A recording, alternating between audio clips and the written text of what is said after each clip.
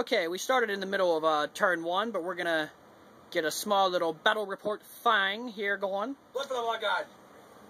It is Tom, Sarah, and Awesome, and Frankie. This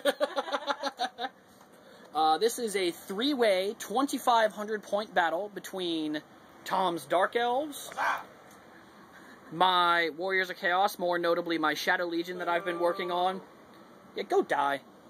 And Sarah's High Elves. And the dragon. You don't have the dragon on here. You can't claim a dragon. What dragon? It's You right can't- there. you can't- It's just not in dragon form. Let's see here.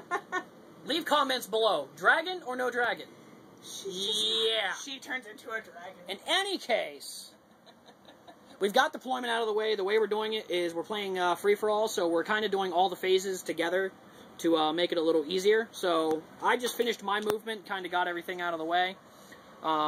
We had a kind of weird deployment. We kind of deschmoggled some things, ad hoc, small house rules here and there just to get it going, since the game wasn't exactly built for this.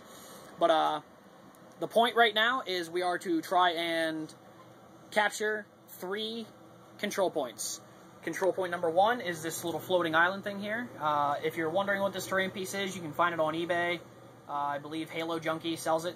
Just do a Google for D&D terrain, you'll find it. Or Warhammer terrain, rather. Probably find it for both. Currently occupied by some Dark Elf archers and Level 2 sorceress. Level 2 sorceress. Right now, point number 2 is this little stone hut here. Occupied currently by Shay, my consort of my army general. Treasure. She's in there with a small unit of Slaanesh cultists. And point number 3 is this tower here, which is held by all those people piled into the goddamn tower. Yeah. So It's a clusterfuck. that is a hell of a clusterfuck.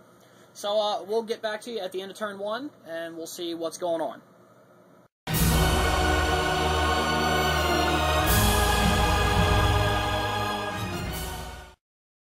And we are at the end of turn 1. What a turn 1 it was. Okay, let's go through some things here. We showed you that some stuff moved around. High Elves made a small advance. Dark Elves didn't really move, because apparently he has 50% of his army as archers. So, going through this, movement phase, charges. There were a couple charges over here from the High Elves. These guys tried to charge and failed miserably. Silverhelms were scared. Even better, the dragon charge. Now, I'm not going to show you what happened there just yet, because was it awesome? Magic phase was actually quite productive, considering the way we're doing it is that one person rolls, everybody gets the power dice, and everybody gets the dispel dice, and then we kind of go around and take turns. So I'm leading the turn order, so I got to cast spells first. I cast a fireball from Shay, who is a wizard of fire. Cast a fireball at Tom's Hydra, who was named Lucky. Took 2 wounds? 2 wounds from a level 2 fireball. So, pretty productive. I'm happy with that. Level 2 sorcerer able to accomplish that. And he lived up to his name by saving a lot of it, so... He did. He saved 5 wounds on that. That was impressive. And then the High Elves came up. They tried to cast something, which did absolute dick. Oh, they cast some magic missile at my Hell Cannon. It killed one dwarf, and he saved the other hit. So, yeah, exactly dick. Came back over to the Dark Elves. They did a hex on my Marauders. Hexed your ass. They hexed them, that they are weaker in close combat. They weren't in close combat, so I let it through. Second spell to me was... I believe that was the Enfeebling Foe from my General Zuriel, who is a Shadowcaster.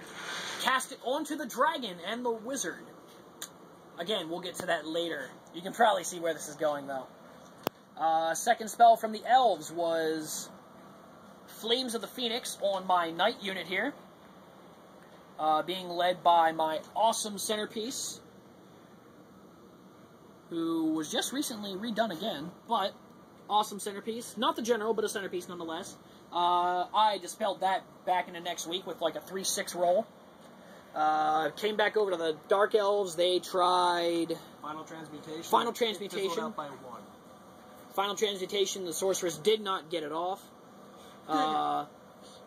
Then I tried one more spell, it failed. The high elves tried one more spell, it was dispelled.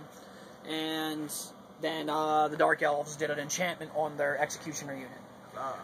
Shooting phase, I lost one of the Shadow Guard, who are the bodyguards of Zuriel. They are just sword and board Tzeentch warriors, who are flavored as Slaanesh, because he's a Slaanesh guy, but blah, follow my blog if you want to know all about that crap. So they didn't do much with the shooting. The Dark Elves had 2 bolt throwers, which I'm not looking at the bolt throwers right now. There we go. 2 bolt throwers and that many crossbowmen. That's 80 shots. It was 92 total. 80 shots. 92. This is my Chaos Chariot. Yes, it is a Stegodon. If you don't like it, eat a dick.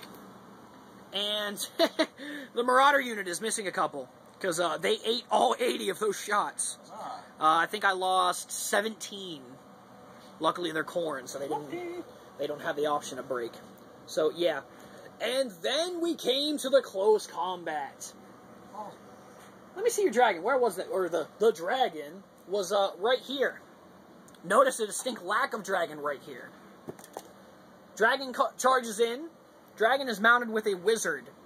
She was hoping the dragon could strike down the mighty Zephaniah, Templar of the Ruinous Gods. I hate you. Yeah, what ensued here was he unloaded on that wizard. Killed the wizard in 1 round. 3 wounds on the wizard. Wizard equals dead. Even after the ward saves. So, wizard equals dead. The dragon attacks. Tries to attack him. Fails because his strength is hexed. And then my mount there didn't manage to strike anything back. So, dragon fails. Dragon loses combat by 3. Dragon breaks. Dragon is caught. Zephaniah adds a dragon skull to his trophy rack. Oh! Oh. Awesome. And we're just going into turn 2. So, Zephaniah is going to get all his new abilities, because he is a custom hero. And levels up, basically, from killing heroes and lords. So, he's going to get stronger. And we're going to go into turn 2. See you then.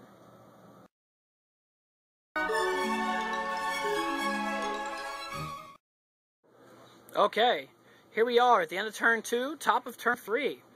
Interesting round. Let's see what we got here. Movement phase was kind of interesting, though the high elves didn't really move anywhere.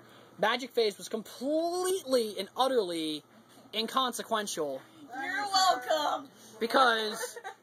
Because Sarah rolled a whopping 3 power dice.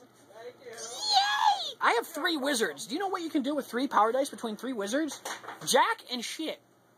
So, we did have a lot of combat, though. My chariot made it into some archers here. You see he has 2 wounds there. Managed to kill off about, I think, 6 of them or so. His Hydra and Executioners came over and made pretty quick work of my Marauders, down by 18 guys, and the onslaught of such powerful units, the Marauders just couldn't hold. The Haunted Mansion, which that's what this is, managed to rout my dogs by killing 2 of them. Didn't harm a single one of them.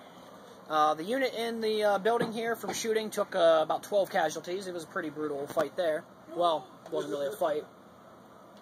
And over here, the Sword Masters were beset by my Shadow Guard, led by Zuriel. They made very quick work of the Sword Masters, and then overran into this Spearman Horde here. So that should be interesting. We're coming up on turn 3 now. Still no one has taken another objective, so it's still tied, 1 to 1 to 1. Destroyed your Marauders.